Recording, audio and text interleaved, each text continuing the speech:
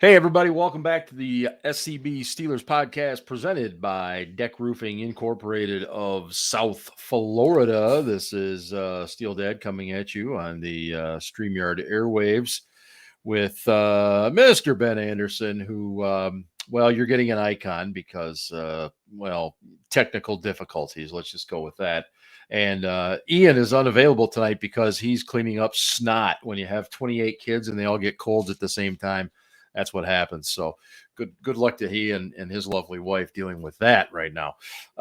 Ben, welcome in. And the question that I know every one of our listeners wants to know, what are you drinking?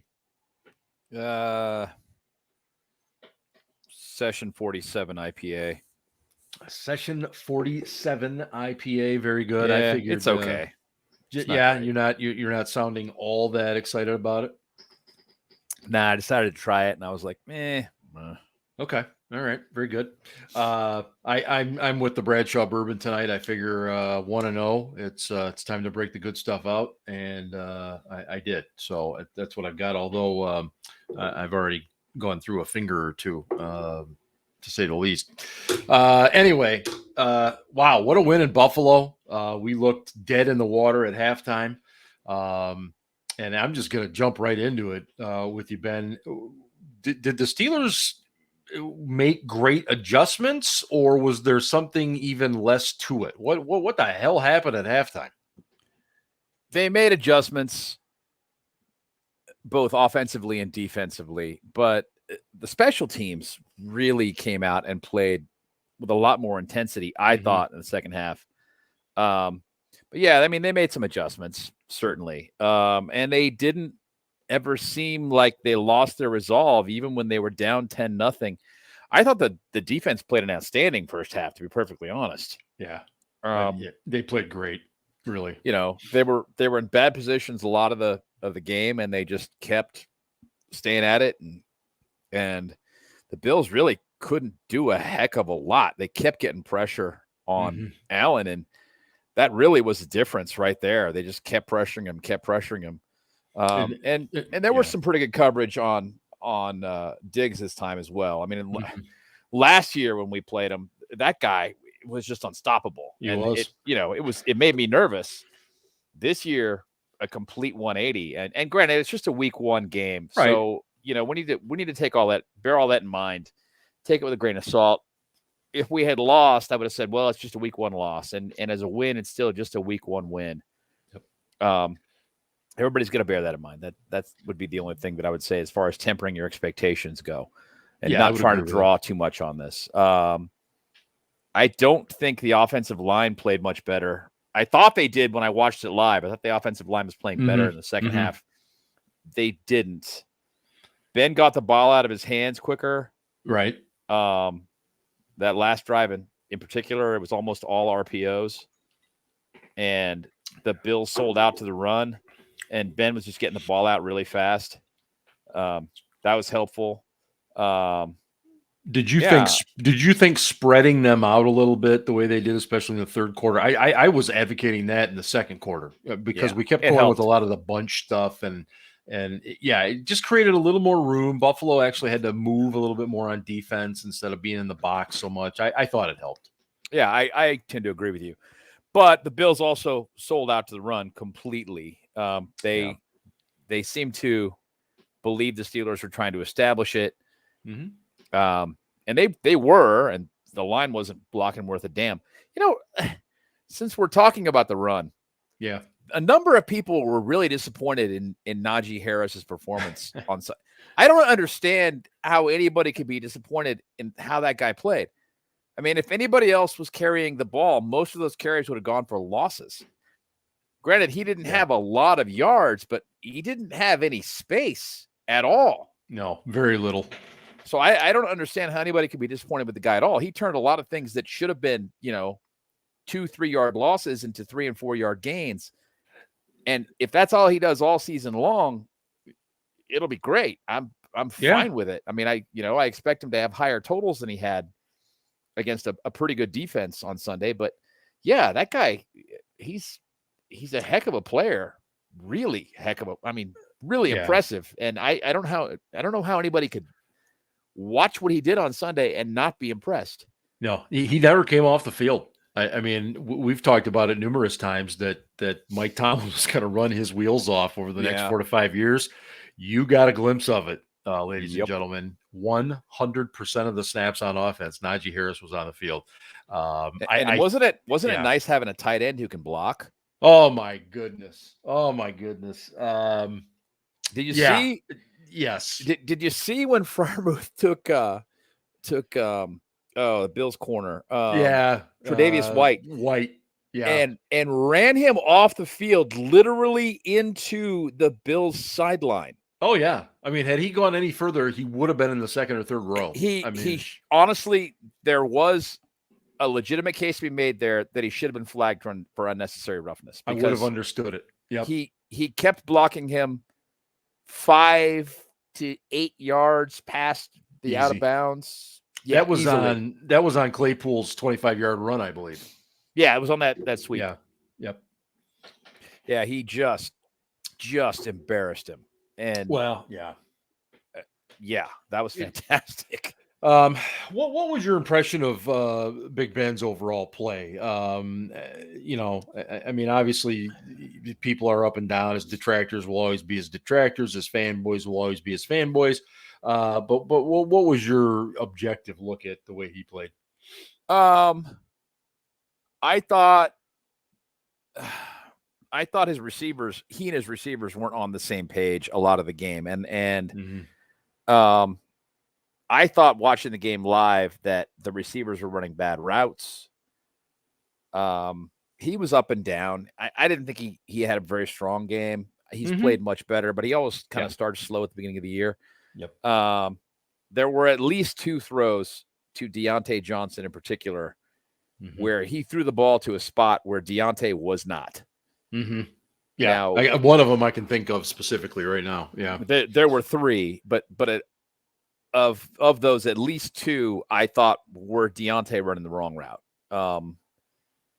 And one of them maybe wasn't. The first one I thought, maybe not. Ben seemed to be pretty pissed after the play. I was like, okay, he's mad because Deontay ran the wrong route, or Deontay ran a route differently than what Ben saw. Ben saw one thing, he saw another. Boom, boom, boom. The ball was out there. Yeah. But yeah, I mean, Deontay had a nice game. Ben was Ben week 1. I mean, that's definitely better in the second half. Absolutely. Yeah. I mean, absolutely. It's something that Mark Cabali talks about. A lot of people talk about. When they have to go to that 4-minute offense there when they're trying to put away a game, and they clearly put it in Ben's hand and just said, Ben, win it. Just lock it away, and he made some good throws and some good choices of where to throw it, and that's what you expect out of a veteran quarterback in that situation. So I don't, if you're paying attention to these Pro Football Focus grades, then don't pay attention to that shit. Quite frankly, they don't know what he's doing every play, so I don't know how you grade it, but. I thought he did a fine job in the second half. The first half, definitely not on the same page as receivers. The one throw, it was actually intercepted, but brought back on the defensive holding. Yeah, that was a little sloppy for sure.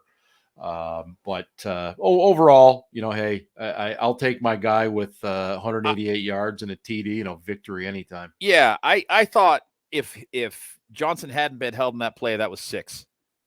Oh, really? Okay. I really did. And I when I watched it in the film, I was like, damn, that was a touchdown. That was a touchdown. And that should have been defensive pass interference. Instead, it was just a hold.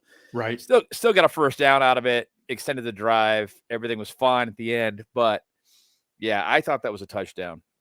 Was the hold strictly because the DB knew he was beat? No, I think he just grabbed too long and got caught. I mean, they all grab. He grabbed too long, too high. You can get away with stuff. If you grab a guy like around the waist, you can get away with some stuff, Yeah. As long as you're not tugging on his jersey, you're probably going to get away with it. But he tugged on his jersey and he did it for too long. He kind of hooked him.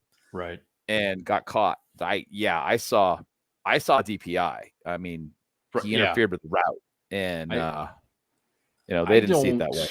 I don't recall seeing so much jersey tugging as I have so far in week 1. And of course, now we're starting week 2 tonight with Washington and the Giants. But man, a lot of DBs getting away with some jersey tugs and stuff like that. Some didn't get away with it. Don't get me wrong. Yeah, but man, on the other hand, the refs didn't call all the holding, but they called holding. Right. Yeah, you can't argue that point. No. Last year they called no holding, none. And the way that game started, it looked like they were going to follow that particular way of thinking too. And then all of a sudden, I don't think they had a choice. It was like, okay, these guys are tackling TJ Watt. Yeah, are you going to call a hold? Yeah. And they finally did. They were calling ticky-tack holds after that. And I was like, okay, you're trying to set the tone too late? Could be. Yeah. All right. That's fine. When the guy was getting mugged, literally taken down by the waist, you didn't call a hold then. Well, and the interesting thing is John Hussey, the head official there, he had 3 Steeler games last year. All 3 of them were losses. 2 or 3 of them at home. And if I remember correctly, one of the big kind of complaints was that he did not call a lot of the holding stuff. And, so maybe he just decided he's got to start calling a little bit more, because it does, to me, in my opinion, it takes away from kind of the beauty of the game a little bit. Every time you see an edge rusher come around the corner and the lineman's got his arm wrapped around his neck and dragging him down. I mean, it's so defeating as a defender to not get that called. And I mean, look, we all know offense is the name of the game. It's what sells tickets these days in the NFL. But my God, you got to call holding, and thankfully he did. I was glad to see that. Offensive line wise, it wasn't good. Every player had a few moments, but I mean, I don't know what you do with the core for. He just, I don't see anything there. I really don't. I hate to be so cruel, but I see the opposite of progress. Yes. I still see a guy off balance. Yep. I don't know what's going on. And granted, he's played most of the preseason at left, and now he's having to adjust back to the right side. Yep. There was no way. I mean, I guess they could have started a core 4 at the left and put Joe Haig at the right, but I don't think the results would be any better than what we saw on Sunday. And honestly, the line was terrible. If they can, Banner's supposed to be back week 4. He's planning on it. Right. If they can improve somewhat each week over the course of the season and become at least an average line by December, this offense has a chance. If they can't, this is going to be, a brick hanging around their necks all season long. This is going to be the thing that holds them back, is that the line is terrible. Those tackles are not good. I don't expect Dan Moore to be good. He's a rookie, right? And he's a rookie 4th rounder, no less, who's getting thrown in there before he's had an opportunity to grow into the role. So I'm not really going to complain too much about that. He's in a spot and he's doing the best he can. And honestly, he's performing better than I expected. But agree. Chooks has got to step it up. Trey Turner is not the player he once was. Wow. He's still a mauler, but he's not very athletic anymore at all. No. Kendrick Green's up and down. Rookie. Dotson. Yep. Dotson's still dominant. He's still, especially on run blocking. He just destroys the guys in front of him.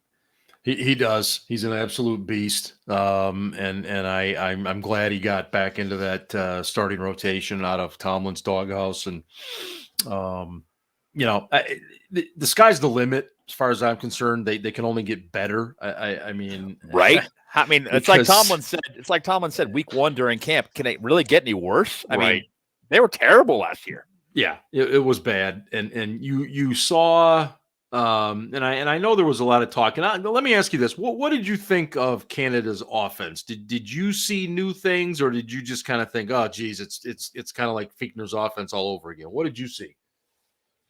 I saw enough motion and spread concepts that things like bubble screens were working, and he ran them with blockers in front of his guys. What a concept! Running a guy out there naked on a bubble screen. We'll get 3 yards. Okay. Yeah. And it worked. I thought it was pretty effective. It wasn't as effective as it could be if we had a decent offensive line, but yeah, it shows some promise. I'm not disappointed in it. No. I think people should also bear in mind, though, that there isn't any film on this offense. Not really. I mean, it's true. For opposing defenses, there's not a lot to study yet. Nobody's really going to have a good recipe to shut it down yet. And so whatever small amount of success we had on Sunday, some of it is due to that. And at some point, somebody, probably Martindale out of Baltimore.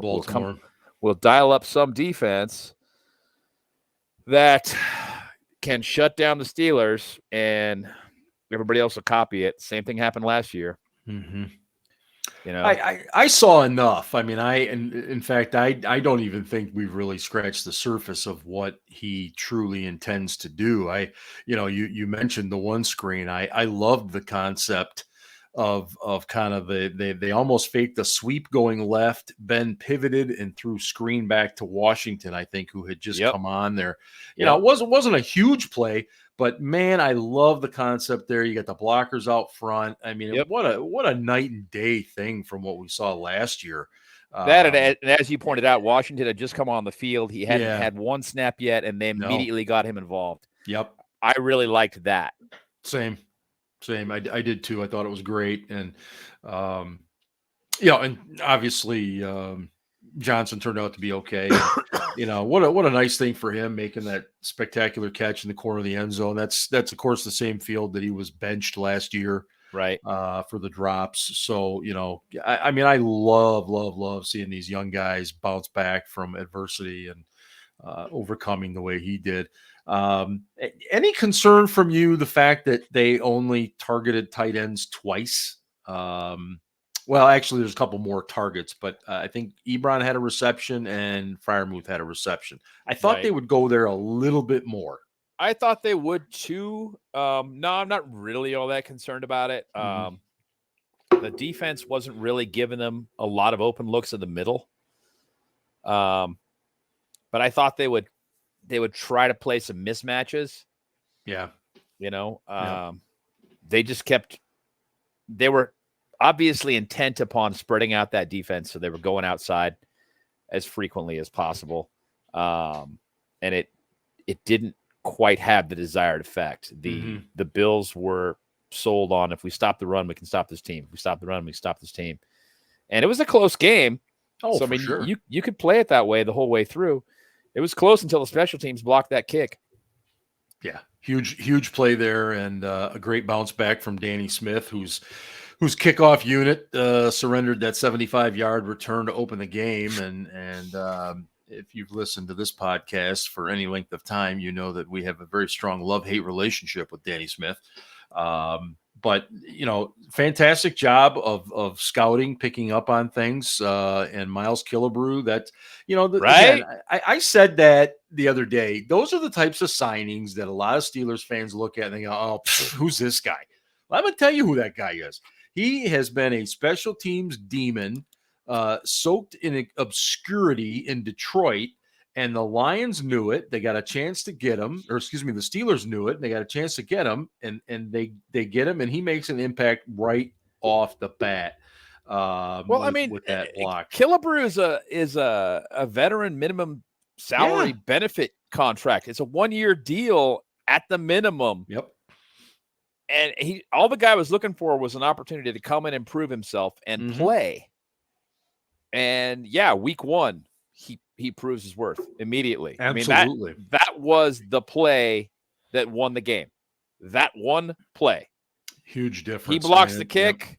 Yep. UG3 picks it up, runs it in. That's it. Now we're up by 10. Yep. Oh, now you guys are screwed. Good luck. All we needed at that point was we needed a first down. And we got that. And it was like, okay, well, here we go. Real quick here, let me just remind the listeners that we are, of course, presented by DEK Roofing, serving Broward and the southern Palm Beach counties, whether commercial, residential, multifamily, or condos. Contact DEK Roofing today by visiting dekroofing.com. I was getting some consistent text messages from John Deck as he was enjoying the Steelers game from his very lovely outdoor bar down there. And so that was fun. But let's flip it over and talk defense here. As far as I'm concerned, Ben, there were probably 3 or 4 guys I could point to and say those guys had kick-ass games against the Bills. I mean, who are your standout guys as you looked at that tape? Well, TJ Watt, obviously. Minka had a monster game. He was all over the place, anticipating plays. He was everywhere. But Alex Highsmith, did you see how fast that kid's getting off the ball now? Unbelievable quickness. Totally different young man than he was last year. Yeah, he's really grown. And Ingram, oh my God. Bull in a China shop, man. That bull rush, oh my God. So we've got a really legitimate 3-man rotation at outside linebacker right now, and those guys can stay fresh, all of them. Yeah. And I mean, I was super excited. The defensive line played well. Cam had a huge game. Oh my God. Joe Schobert was all over the place, covered. Just gonna say, in coverage, he was as advertised on Sunday. He was fantastic. Devin Bush again bouncing all over, had a nice game. Edmonds had a nice game. The corners. I mean, how do you criticize Cam Sutton? Had a huge game. Well, what did you think of the touchdown that he gave up? And I hate to use the term "gave up." It was one of those. It was a really good throw. It was a perfect throw. Sutton just didn't snap the head around quite in time. It was a perfect throw from a quarterback with a big arm. Yes, and it was right at the spot where it needed to be. At the exact second it needed to be there. And honestly, when it's a perfect throw, it's almost impossible to defend. And people need to bear that in mind when they look at plays like that, in my opinion. But most people don't watch enough film to be able to say, okay, I could see how that would be impossible to. Sometimes people just make plays, and you don't. I mean, it's that simple. Then you go back and you look at the plays that Sutton made, on the flea flicker, and of course the 4th and 1, in which, my God, Brian Dable, what the hell are you thinking? But thank you. Sutton was tremendous. Yeah, that 4th and 1 on the flea flicker that he deflected because he didn't bite on the flea flicker. That was awesome. It was, because I was surprised. I didn't see that coming. Not at that point in the game, I sure didn't. But he was great. And you mentioned Cam. It's funny, you go back and you watch some plays where other guys make tackles. It's usually because Cam is beating the tar out of somebody else to free up that guy. I mean, there were some plays where he just destroyed the guy across from him, opening up lanes for rushers. And Watt, I don't even know what you say about Watt. I mean, the guy just finds ways to change games. And Edmonds too. I think Edmonds had a very nice game as well. So, that defense, hey, if we're giving up 16 points a game all season, I think we're going to be all right. Yeah, I agree. Anything else from this game? We talked a little bit about the coaching staff at halftime, making some key adjustments there. Boswell was Boswell. Presley Harvin, not the best debut for the young man, but he did get one pin down there inside the 10. Punters are funny. You can't really judge a lot in one particular game. You got to give them a little bit of time. But now we got the Raiders coming in, home opener. First time that fans will have been able to pack Heinz Field since 2019. And I'll be honest. I mean, I was at the Philadelphia game last year with all of 5,000 people, and it's one of those things where you're like glad to say you could be there, but man, I never want to see it like that again. I think it's going to be exciting to see a full crowd there. A great rival coming in the Raiders, who haven't come into Pittsburgh a lot in the last 20 years, but we're getting that chance. They're coming off a huge overtime win against the Ravens. So what are you looking for coming up this week? Let's start with the offense, Ben. What does the offense need to do against the Raiders? Block Max Crosby. Yeah, that would be beneficial. And he's going to go against Chooks, who, I don't know what are you going to do? Bracket him with a tight end? I mean, I don't know what else you can do there. Crosby Crosby also was going against Al Villanueva, who let's face it, we all know as Steelers fans. I knew that name was going to come up at some point tonight. Yeah, Al is not good, had a really bad game on Sunday night, excuse me. Right. So I don't know that Chooks is an improvement over Al, frankly. I think this is just where running the ball comes into play. If we can run the ball better than we did last week, I think that helps tremendously. I put out an article this morning or yesterday morning, I think it was, or evening. Crap, I can't keep track about play action. We had 9 play action passes. Keep in mind, we had like 40 some all of last year. Ben was 6 of 9 for about 76 yards on Sunday. And God, it was so nice to see some play action back, and especially with it working too. But yeah, if you can run the ball a little bit, then I think you dampen the threat a little bit of Crosby and Yannick Ngakoue over there too. So absolutely. But I mean, the Ravens were a huge threat to run. Yeah. And the Raiders defense played pretty well versus them. They did. So, I don't know that you necessarily can say that's just going to work, because the Steelers don't have nearly the run game that the Ratbirds do. Let's be frank. Even with the injuries, they probably don't, but it's still a better run line. Yeah. Absolutely. I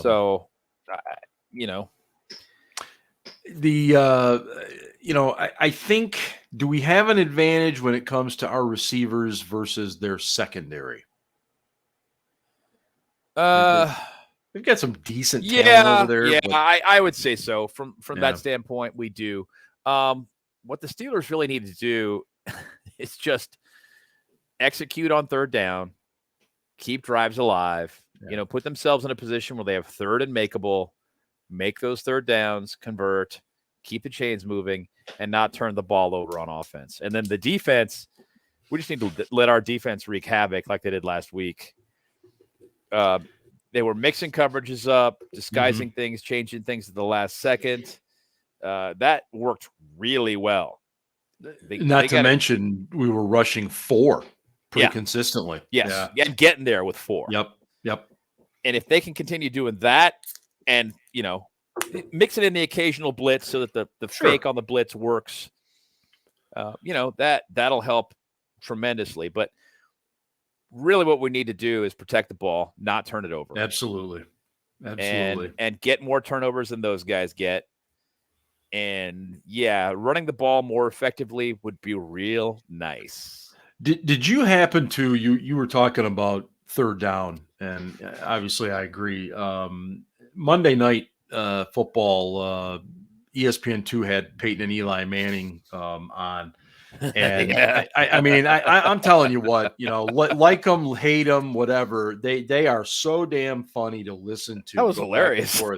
But my God, the education that you can pick up. And one of the things I love that Peyton's talked about when their strategy offensively, wherever he was, whether it be Indianapolis or Denver, they looked at third down more on first and second down. We win on first and second down, then we're going to kick your ass on third down. And I think that's so important. And I think too many teams at all kinds of levels of football, whether it's Pee Wee or high school, college, or pro, you win on first and second down, you're in pretty good shape for third down. Right. But let's look at what the Ravens did. They were 3 of 12 on third down. Bingo. Yep. And they lost because they couldn't sustain drives. Right. Couldn't convert those. No. I mean, and obviously they had some untimely turnovers as well. We all saw that. Right. But, you know, if you can't convert your third downs, you can't keep your drives alive, you're not going to keep yourselves on the field. Mm-hmm. That means the other team has a chance to score. Take that chance away from them. And you know this as well as I do.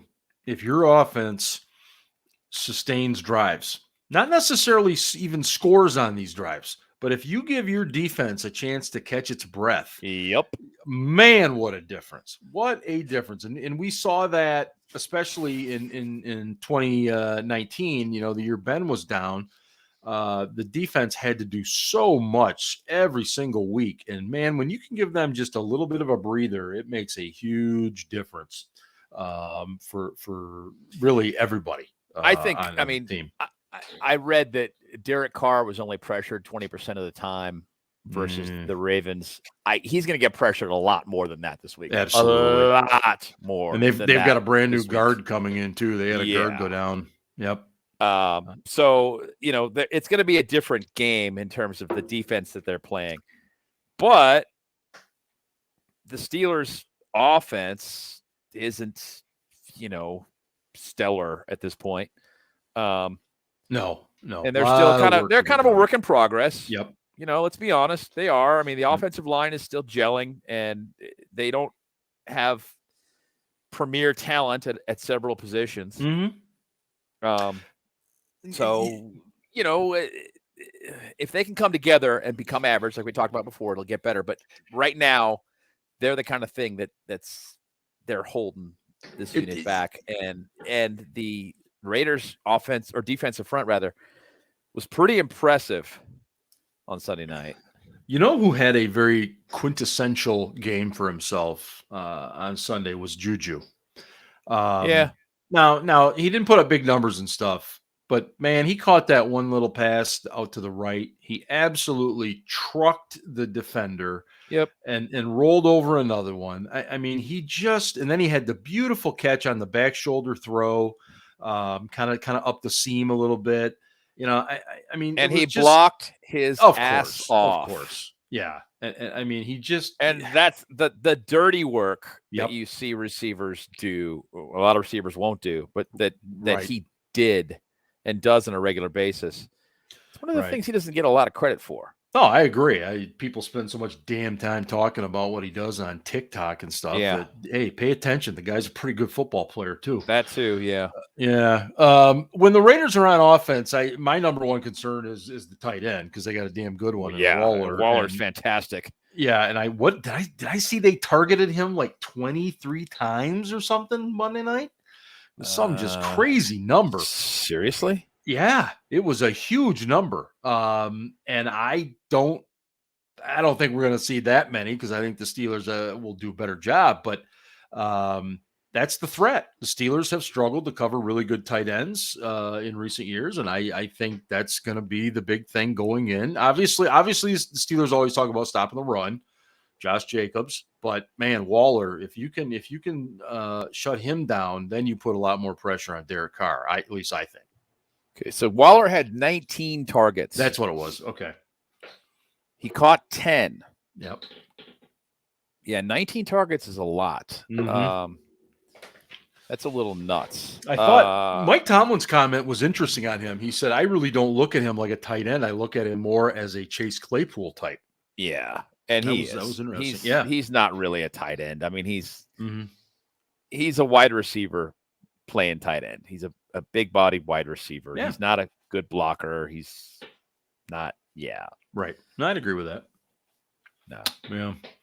I thought that the Raiders safeties were giving him too much room. The Ravens. Yeah. Excuse me, the Ravens safeties. Right. Excuse me. Yes. Giving him too much space, but that said, he's really, really good. He I mean, is. yeah. So there's a mismatch there in terms of size and also speed. Yeah, and they do have some speed at receiver too. Some guys to pay attention to, and we did. There was one play in the first half, and I want to say it was Trey Norwood that maybe got caught looking in the backfield a little bit. It was Emmanuel Sanders actually that got behind the secondary, and Allen just overthrew him.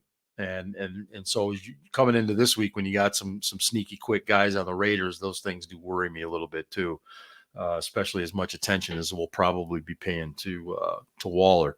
God, what was the other thing? When are you and your crew heading into Pittsburgh? Oh, not till November. Oh, it's November. Okay. For some reason, I was thinking it was the Oakland Las Vegas game, but obviously it's not since I'm talking to you right now. Yeah. Okay. All right. Yeah. So, hey, everyone, great start for the Steelers. 1-0. I fully admit I had them losing week one. I thought, yeah, Buffalo's, you two assholes had them losing by 18. I had 30-20. Oh, okay. I had 30-20. I think I heard 31-13 on the podcast. Yeah, that was Ian's number. I'm going to blame him for that one. Hey, I looked at it like the offense is going to be sluggish. How much is TJ, going to have in the tank coming off of really not practicing heavily? Obviously, TJ is in good condition. He's fine. He is a specimen unto himself, to put it mildly. I just, we don't always play well in Buffalo either. I figured hostile crowd, got a lot of young guys playing. Yeah, I mean, that was a good crowd. You got to give them props for that. Yes. I mean, that was really impressive. Yeah. I mean, the fact that we came out of there with a win, I think speaks volumes. That Tomlin and company had those guys ready because, man, what a great crowd there. And very sorry to our good friend Del Reed, one of the founding fathers of Bill's Mafia there. I know Del's probably not in the best of moods this week, but sorry, Del. We're not going to feel too sorry for you. And I have to give her props because I called her out for this on Twitter, and she didn't block me, and she didn't take her account private. But there was a Bills fan. Yes. That posted a meme of somebody picking up dog shit with a terrible towel. Yep. And I immediately thought to myself, I feel so much better about the Steelers' chances tomorrow. This is fantastic news. The jinx, man. Don't mess with the towel. Yeah, right away. As soon as we got done, I took a screenshot of it and I thanked her for the win. And I added Dell in the tweet. I saw that. He did not respond. Surprise. Yeah, he's a little bitter right now. I don't know. Maybe not. I mean, Bills fans are pretty good fans, and let's be frank. Bills fans over the years have dealt with a lot of losing. Yeah, and it is a great fan base. I have my wife's family is big Bills fans, so I agree. I think they're it's for the last, I don't know, 30 years or so, most seasons, it's been really easy to be a Steelers fan. Let's be frank. Very much so. Even in the 90s, there were some valleys where things weren't so great, but for the most part, it was easy. It wasn't like the 80s. Living through the 80s as a Steelers fan sucked. That was terrible. It was so bad. If you were a Steelers fan in the 80s, then you know what the Bills have been through recently. So losing a game is like, whatever. It's week one. Who cares? Right. And I take the same approach with the win. It's a fantastic win. It's one of those wins that you might look back on at the end of the season and say, this is a tie-breaking type win, for playoff seeding type thing. But it's week one. And teams are going to be so much different by the time we get to weeks 14, 15, and so on. You mentioned the young lady at Buffalo who made the mistake of using the terrible towel. Kind of reminds me of the Cincinnati crying Bengal girl. I give her a lot of credit too, because she kind of played that up. She could have just gone into complete hiding, and instead she didn't. And I give the fans credit when they're willing to stand up for that stuff. They get hit pretty hard, to say the least. What before we get on out of here, Ben? What's your prediction this weekend?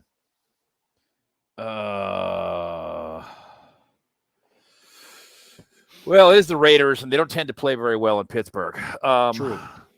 Just like the Steelers don't tend to play very well on the West Coast. This is a West Coast team, 1:00 game, short week. Yeah. Short week and after an overtime game. Yeah. I'm going to say Steelers 24, Raiders 13. Nice. Okay. I was going to go 23-16 Steelers. I think the offense is going to be a little bit better, but I think it's going to be a process.